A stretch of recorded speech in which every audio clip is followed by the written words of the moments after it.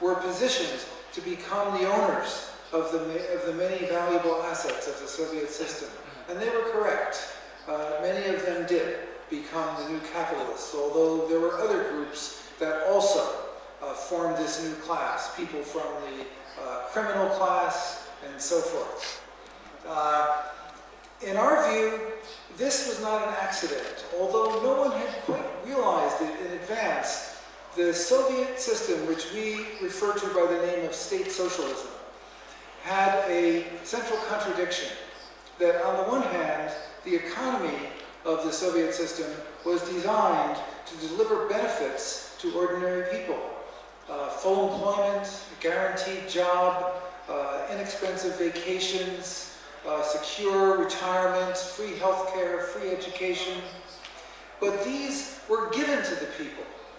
Political power and economic power was concentrated in the hands of a very small group of self-perpetuating group.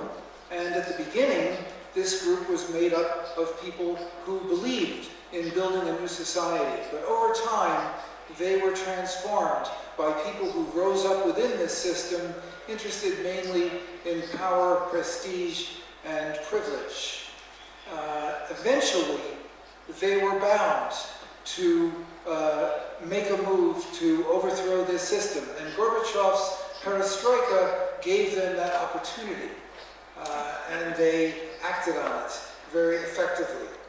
In our view, the lesson of the Soviet experience and of its demise is not that socialism failed. This was only the first attempt to build a socialist alternative to capitalism. And while in my view it had many positive features, it also had very important negative features of an authoritarian and repressive state and a very overly centralized government and economy.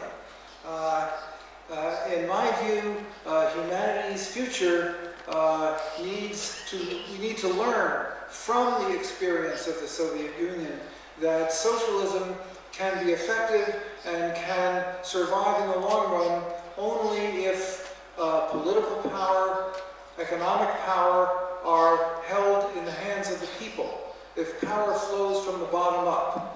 In my view, an economy based on public ownership, on economic planning, if it is combined with political power in the hands of the people, would be far more effective than either capitalism or state socialism.